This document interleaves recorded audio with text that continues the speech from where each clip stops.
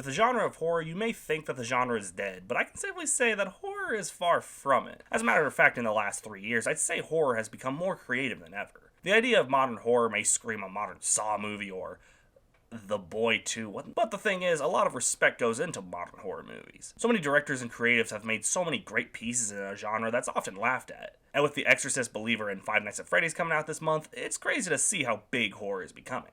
So today, I'm going to go over what I believe to be the top 15 best modern horror movies. To meet the criteria of a modern horror movie, the film has to be released within 2016 or later. And because I hear it works, if you're not yet, please consider subscribing, comment below what your favorite modern horror movie was, and give the video a like. Number 15. Happy Death Day. Most newer horror movies are takes on other properties. Freaky is a take on Freaky Friday, stuff like that. Happy Death Day is clearly a take on Groundhog's Day. Following Tree Gelbman, played by Jessica Roth, reliving the day of her murder over and over in a loop until she discovers who her killer is. The whole film is just twist after twist that ends in a climax some might expect, but so many won't. The scares aren't nearly as notable as some of these others, but it's saved by how creative the story can get. Which in a modern horror movie, that's very rare. For me, Happy Death Day succeeded at being a good horror version of Groundhog's Day. And Blood and Honey as a horror take on Winnie the Pooh, dear God, the fact that actually happened is a sin. Number 14. Megan. Megan was a recent one, but in the way Happy Death Day was a take on Groundhog's Day, Megan is clearly a satire of movies such as Annabelle and Child's Play. I've mentioned it before on the channel, so I'll keep this short. As is, I absolutely love how it somewhat takes itself seriously, but it knows when to dial down and be strange and weird. Bulletproof, nothing to lose. Oh my God, bro. Oh, hell no, man. What the fuck? Once again, the scare factor isn't really there, but it's made up for what is known as the Uncanny Valley. There's good ways to do the Uncanny Valley in film, and then there's Marsley's moms. My life would be so much better if I didn't have a mom at all. I brought you into this world, I'm gonna take you out, you little twat! Megan is definitely a good way to do the Uncanny Valley, and it truly describes a modern horror movie classic. Number 13. Scream 6. The Scream franchise was once an iconic horror franchise when the first film dropped in 1996. And Ghostface was one of the horror slashers. While Scream 2 wasn't nearly as great as the first, it wasn't nearly as bad as So yeah, for a whole 11 years, the Scream franchise wasn't much and often was laughed at. And then in 2022, Scream 5, or just Scream in this case, was a different story. It brought back so many names from the past and brought them together to go against Ghostface. And now we have Scream 6 just released this year. If Scream 5 revived this formula, Scream 6 perfected it. With the best scares since the second film, a great duo with Courtney Cox and Jenna Ortega, and Ghostface at an all-time high. It's this movie that reminds you he was at one point one of the slasher greats. Though there's a real simple way to beat him in the first film. What's your favorite scary movie? Nuh-uh. Fuck you mean no? It's not quite the original, but considering this franchise's ups and downs, This movie was so fucking stupid. for Scream 6 to be as good as it is, it truly says something. Number 12. Vivarium. This little-known movie got mixed reviews upon release, and honestly, I've always liked weird horror movies, and Vivarium is definitely a weird horror movie. Jesse Eisenberg has had some career highs in career Batman vs. Supermans, but this is one of those movies that feels like he's really given it his all. And Imogen Poots, her name is Imogen Poots, also gives a great performance. The weird nature alongside one of my favorite recent horror movie endings adds up to a movie that's not a perfect flick, but definitely a decently weird and fun watch. Number 11. The Invisible Man, 2020. In the shit year we got in 2020, the few movies that actually made it worth the while definitely stood out. And for me, a highlight of 2020 was The Invisible Man. This is a story that's been done before, the idea that there's an invisible person terrorizing our main character, but there's two things that separate this from the pack. One is the scares. The scares in this one are much better than any of the other 2020 horror movies. But what came out that year? The year that gave us COVID, everyone. But the second, I think this is a career highlight for Elizabeth Moss. Alongside her performance in The Handmaid's Tale, this is a very believable performance, and it cemented Moss as one of my favorite actresses. They could never let me be the Invisible Man. Alright, let me just... What the... Why is that camera just floating? Shit. This film had the task of taking such an overdone horror trope and making something fresh and new out of it. Enemy, it not only succeeds at that, but it excels at becoming a fright fest worth the watch. Number 10. Smile. Every year there's one horror movie that does the impossible, actually scares me. 2020 it was The Invisible Man, 2019 it was Midsummer, 2022 had Smile. This is how you make a genuinely scary and impressively over-the-top horror film in 2022. And the fact it's considered indie is crazy to me. The film cleverly tells you not to believe a smile, something that could be done in any kind of movie, but weirdly, it being done in a horror movie helps it succeed with its message. This movie has some of the scariest imagery I've ever seen in a recent horror movie. I won't dare give away this movie's ending, but that last image is haunting, followed by Lollipop by the Cordettes. Oh dear God! Smile succeeds at a very simple message and makes it a chilling watch around the holiday. It teaches you to definitely not trust a smile.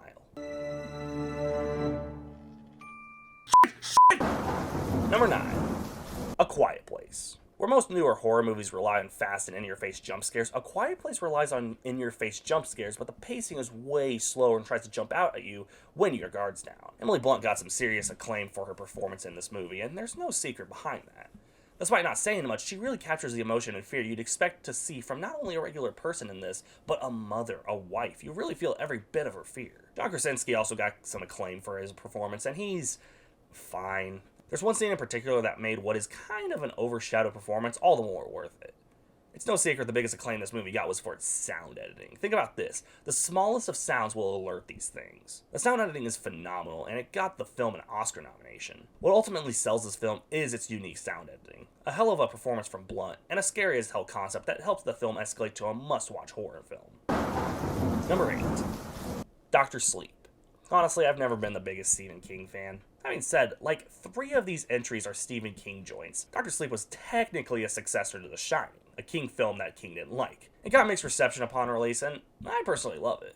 Dr. Sleep is a solid horror flick, both on a Stephen King standard and an individual horror movie standard. Ellen McGregor is great in this. The horror elements, like in The Shining, work relatively well. This isn't an overly scary movie, but there are some good bits in there. Not much to say on this one, but for what it is, Dr. Sleep is a frighteningly good time for the Halloween season. And considering the first film, that's definitely a good thing. Number 7. Halloween 2018. I mentioned in the past how these movies have been kind of hit or miss, or as I like to call it, Halloween Ends sucks ass. But no doubt in my mind, Halloween 2018 is about as solid as it gets when it comes to a horror reboot, especially modern ones. Michael Myers has never been especially scary to me. I personally felt Freddy was better. Which one? Or.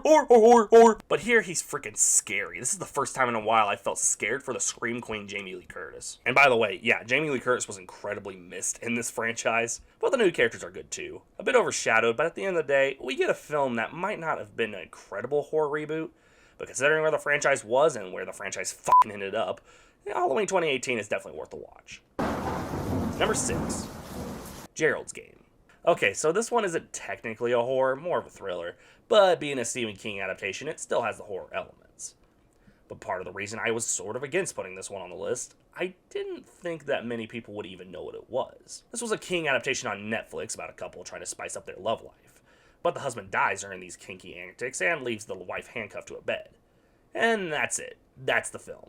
But somehow, they made this incredibly long story into something very interesting.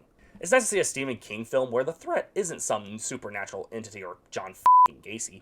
It's simply your own psyche and mind. How desperate you become in desperate times. I have no problem saying I fully recommend this one. It should still be on Netflix here in the US, so definitely check it out. Number 5. The Conjuring 2. My whole channel existing as a hot take, so let's just get this one out there. I didn't like the first Conjuring movie. Say what you will, that I just don't get it, but I did not like this movie. Simply put, the based on a true story thing ruins it for me. Because you know deep down, this isn't the full story. Something was changed. It was fictionalized, exaggerated. I'm not saying it didn't happen. I'm saying I don't like how the story was told. But man, they hit it out of the park with Conjuring 2. Released 3 years after, The Conjuring 2 is the spooky and chilling story I thought we'd get with the first Conjuring. In this one, the true story elements feel much more believable and such, much more chilling. I've never been the biggest Patrick Wilson fan, but I have to admit, he's always been really good in these horror movies. Even bad ones like Conjuring 3 or Insidious and the Red Door. He always puts an effort to have a believable and yet still chilling performance. The Conjuring 2 is what I thought we'd get with the first Conjuring, and I'm glad to say it's a regular watch for me around the Halloween season. Number 4. Get Out. Jordan Peele might have been known for comedy like stuff with Key and Peele and Captain Underpants, the first epic movie. Yeah, I ain't letting anyone forget he was in that shit. But in 2017, he became an iconic part of horror history with Get Out, a film about a young African-American named Chris, played by Daniel Kaluuya, visiting his white girlfriend Rose's parents, Rose being played by Allison Williams, over the weekend, but quickly and uneasily realizing not everything is sunshine and rainbows. This film is really good with its twists. You don't know where the film is going, and yet you kinda know what it's trying to imply. There's a scene where Chris is talking to a woman who is assumed to be the maid for the family, but it's sort of implied she is not a maid, but they never say it. And it is absolutely genius, both in writing and execution of the scene. I know people mostly like Kaluuya, but while films like Black Panther and, hell, even the other Peele movie Nope got him some serious respect in the industry, this performance is unlike any other male in a horror movie. It's so believable and so raw. Like, everything he is witnessing isn't just Chris witnessing it, it makes you believe he's in this real situation. And considering this movie, that's fucked up. Get Out is definitely a modern horror classic, and it cemented Jordan Peele into the strange and fucked up world of horror. Number 3. It 2017. The 90s It miniseries is... yeah, fucking stupid. So for a newer movie to not only take the story and make it, good, and not only good, but fucking terrifying... It 2017 is easily the second scariest entry on this list. Pennywise is finally scary, and it's all thanks to Bill Skarsgård, who I personally think not only made Pennywise scary, but fucking terrifying. But that's not to say the kids in this one, which they were fine in the original miniseries. But here, I think it's mostly because they chose all the right child actors. This crew is so talented, and you feel for each of them and their personalities. This film manages to do what the miniseries couldn't, and make this terrifying story into a terrifying movie. And it works on so many levels. It's not perfect, but it's definitely worth the watch. I'm a fucking clown, baby. Number 2. Hereditary and Midsummer. Yeah, we might as well put these two together. Not just because they were directed by the same guy, but because they hit a lot of the same marks. Both directed by Ari Aster, we'll start with his first movie, Hereditary. Following a grieving family going through crazy and unnatural events following the main character's mother's passing, emotional trauma and sinister secrets will be revealed, and all you can do is watch. It's no secret that the girl who played the daughter Charlie, Millie Shapiro, is absolutely amazing and a highlight of the film. Not to discount Toni Collette as the main character. My god, Collette is a very underrated actress. In my opinion, she was great in Knives Out and even another notable thriller, The Sixth Sense. But this is a career-defining role for her in my opinion, and definitely a good reason this film works. The twists are absolutely amazing. They're not perfect twists, but when one works, you genuinely wouldn't see it coming. For me, Hereditary is definitely worth the watch. Moving on to Midsummer, the film I would say is a bit higher than Hereditary. Midsummer is genuinely an unsettling film. Following a couple visiting a rural Swedish midsummer festival, and getting involved in a bizarre and even violent competition, all at the hands of a pageant cult. This film is unsettling, like mother levels of unsettling. I think this was the film where Aster finally cemented that style of unsettling imagery that would later be used in his very much lesser flick Beau is Afraid just this year. Florence Pugh is amazing in this, and really gives a spine-chilling performance.